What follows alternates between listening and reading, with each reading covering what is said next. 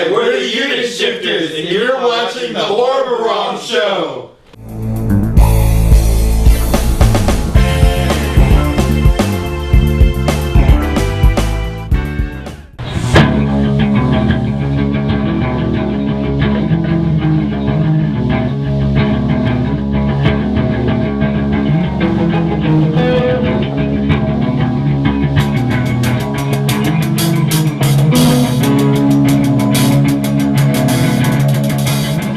Pete, I play the guitar.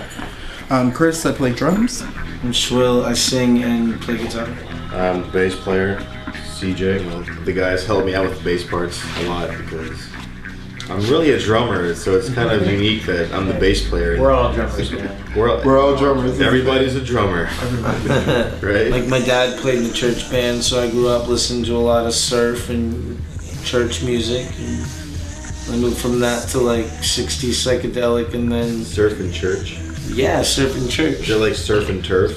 It's like that, but everybody plays a 12 string and only like people... That's what he fit. Only people in groups of 5 or 10 sing. And I'd already been playing like violin, cello, trumpet, and been singing in the choir for years, so it was just a short leap for me to steal my dad's guitar. Sang in the choir. Yeah, I sang in the choir. I sang in the choir from 4th to 6th grade. Hello, Unit Shifters. Oh, come on, man. My aunt and my dad got it for me as a birthday / like Christmas present. So, like, it's beer proof. Started playing drums at 11, and it was just snare drum. Made a deal with my parents for a good report card. I get a drum set at 13, got it, and started playing for church. Dedication. So yeah, started playing at church and just got into all sorts of music in high school. A lot of the old stuff like Parliament Funkadelic and Kiss and stuff like that. I learned guitar by myself. I taught myself. It took like 2 lessons to learn a couple scales on the electric, but for the most part, I just taught myself guitar. But I had the background of playing trumpet and all that good stuff. I mean, you also did a lot of jam nights too with Chris. Yeah, like back in the day, like when we had first met, actually, we went out to this bar and we would jam out there. That was awesome. That was powerful. I had this gig for MTV Spring Break out on Daytona Beach, and I needed a drummer, and he was the guy that was willing to play it that day. And so, like we got together and played that gig, and then decided instead of jamming acoustic to jam electric, and basically started like a Nirvana cover band.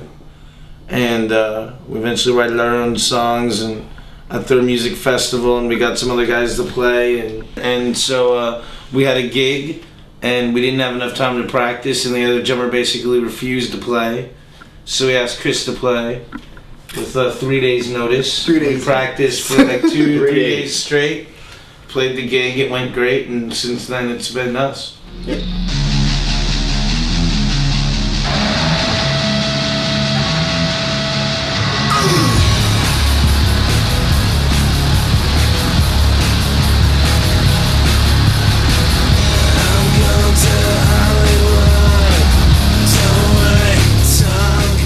Best 2 stages in town will be Will's Pub and probably the Peacock Room. Well, yeah, the Haven's probably best stage, best sound in town. Probably. But the gigs aren't all that great because people don't want to drive out. Nobody wants to drive to the It really depends because my experience with hard rock when the Aristocracy played was that we had a good 3-4 rows of people, and then behind was nothing. So when you have like a small crowd in there, it's cavernous. It's just definitely. sounds bouncing everywhere. Yeah. But if it's a full show, say like LCD Sound System, when we saw them, it was like perfect because there was enough people to absorb all that shit. Yeah, I don't know. For me, best stage, I have hands down Haven. It's my home away from home.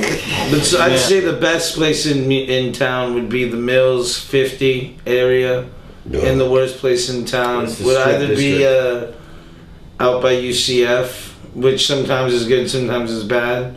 But I would say regularly, if you want to see a bad show, buy a ticket on Orange Avenue. Like Orlando, sort of like it has a scene, but then within the scene there's other scenes.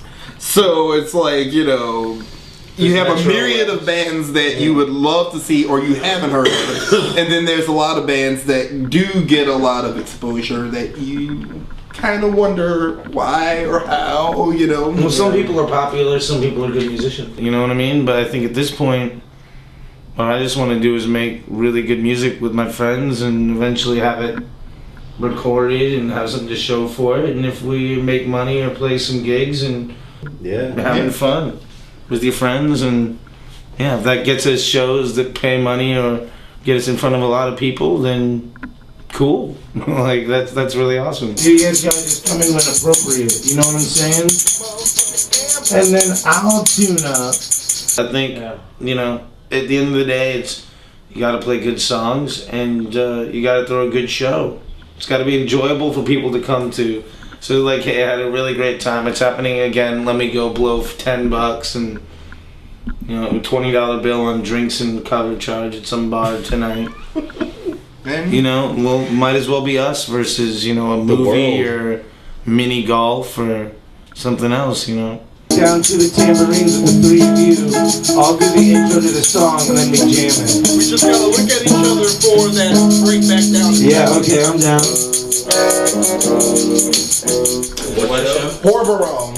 It's a combination of the word Or whore. whore. Like Like horrible. Like horrible wrong. Yeah, horrible wrong. Horrible wrong. Yeah, horrible bad wrong. Okay. Horrible wrong. Okay. Horrible Yes. wrong. So what is it?